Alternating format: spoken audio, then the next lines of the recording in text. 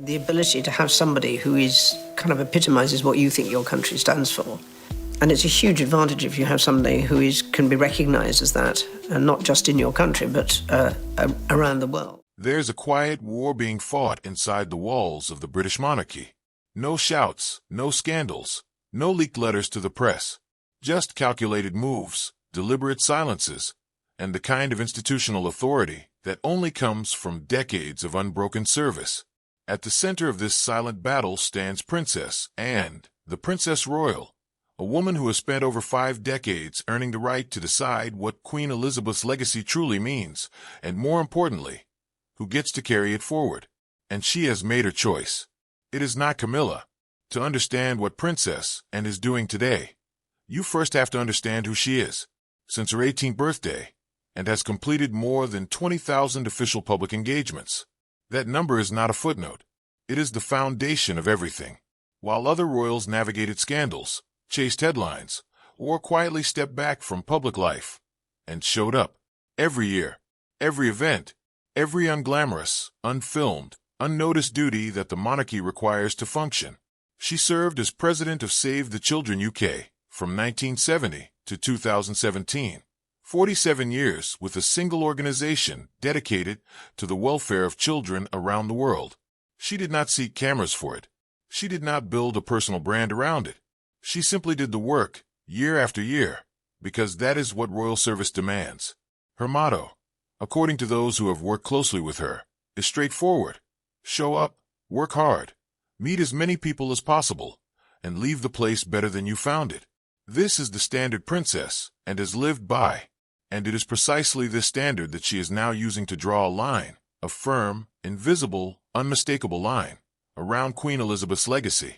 In November 2024, Princess Anne and Queen Camilla appeared together at a public event at the University of London, where Anne was presenting Camilla with an honorary doctorate.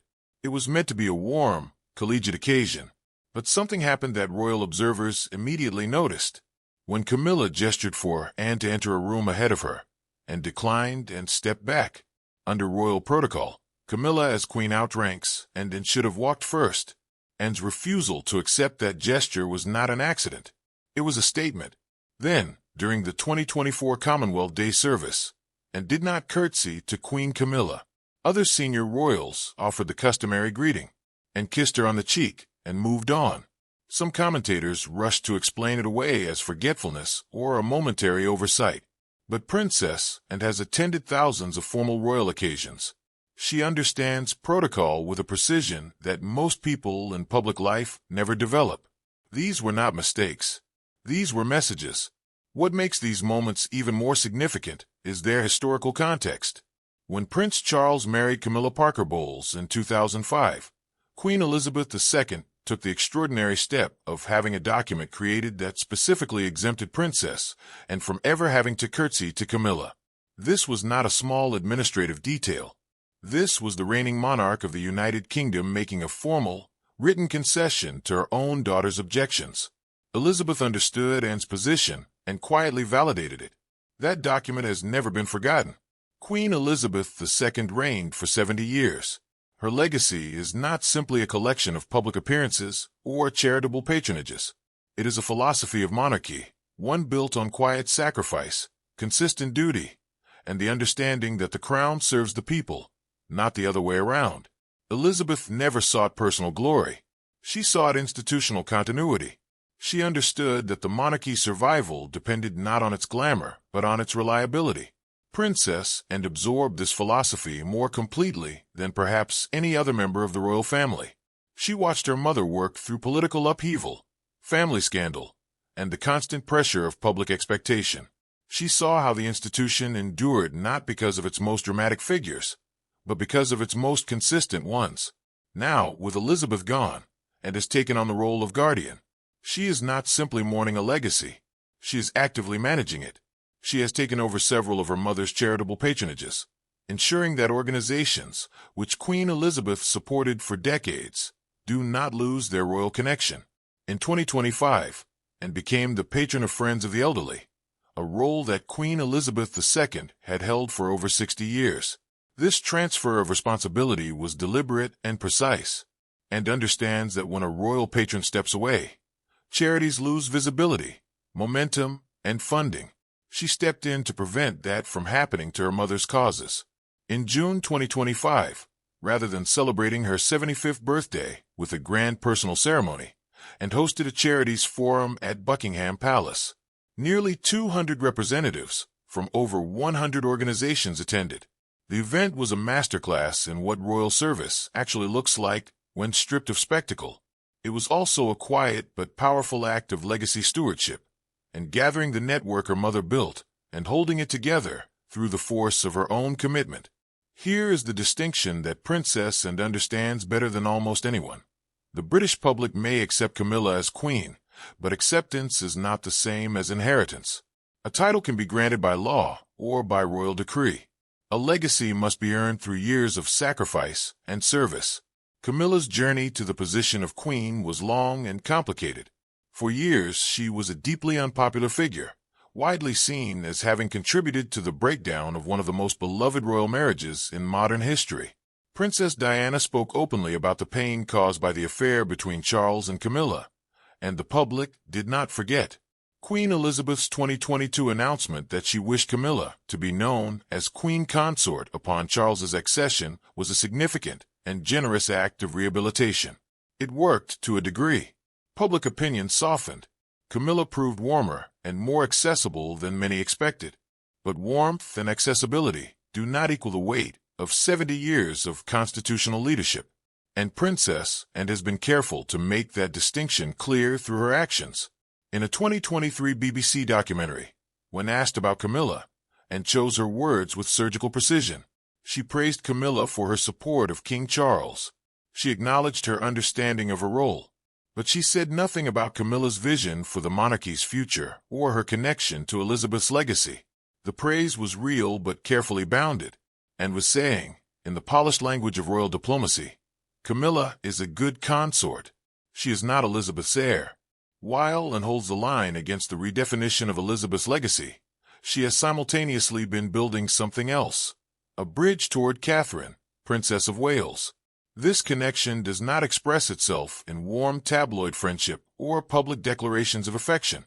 It expresses itself in the language and understands best: shared values, parallel commitments, and aligned purpose. Catherine has spent the years of her royal life constructing a portfolio of charitable work that mirrors Elizabeth's own approach in important ways. Her focus on early childhood development, her patronage of organizations addressing family hardship and mental health, and her commitment to building corporate and institutional partnerships around these causes reflect a serious, long-term vision for what royal influence can accomplish. In 2025, she was announced as joint patron of the Royal Marsden Hospital alongside Prince William. She also became patron of a children's hospice in Wales. Her Shaping Us campaign, which drew together major corporations to invest in early childhood programs, demonstrated an understanding that royal service in the modern era requires not just presence, but strategic leadership. Research has consistently shown that Catherine's involvement raises the profile and funding of the organization she supports. More than 40% of people report being more likely to support a charity if Catherine is connected to it. That kind of influence does not come from celebrity. It comes from trust, and trust is built over time through consistency and authenticity. When Catherine faced a cancer diagnosis and then returned to public duties with renewed clarity and focus, she demonstrated something that and recognizes immediately: the ability to show up when it costs you something. That is the test that separates genuine royal service from performance. Catherine passed it. Princess is not the heir to the throne. She cannot change the legal order of succession or determine who wears the crown. But she is doing something arguably more powerful. She is engineering a moral succession, determining who carries the spirit of Queen Elizabeth's reign into the next generation of the British monarchy. William will be king. That is settled. But the question of who shapes the soul of that reign, who defines its values and its relationship to Elizabeth's extraordinary 70-year example, is still very much open, and is answering that question through every patronage she transfers, every protocol she upholds, and every quiet act of alignment with Catherine's growing portfolio of service. and has watched the monarchy survive crises that would have destroyed lesser institutions. She watched Diana's tragedy reshape public expectations of royalty. She witnessed the long years of her brother's difficult path to the throne. She saw Andrew's catastrophic fall from grace and the departure of Harry and Meghan, which shook the institution's foundations. Through all of it, the monarchy endured because of the people who kept showing up, not the ones who sought the spotlight, but the ones who understood that duty is its own reward. Princess and is the last living member of the royal family who stood beside Queen Elizabeth II from beginning to end. She carries within her an understanding of that legacy that no title can confer and no ceremony can manufacture. She has chosen Catherine as its next guardian deliberately, quietly, and with the full weight of her own irreplaceable authority. The crown rests on Camilla's head, but the legacy, the real legacy, built over 70 years of unbroken service and quiet sacrifice, is being passed to Catherine. One engagement at a time, one patronage at a time, one deliberate, unspoken act of royal stewardship at a time. Princess Anne is making sure of it. What do you think? Does Catherine truly embody Queen Elizabeth's legacy? Share your thoughts in the comments below.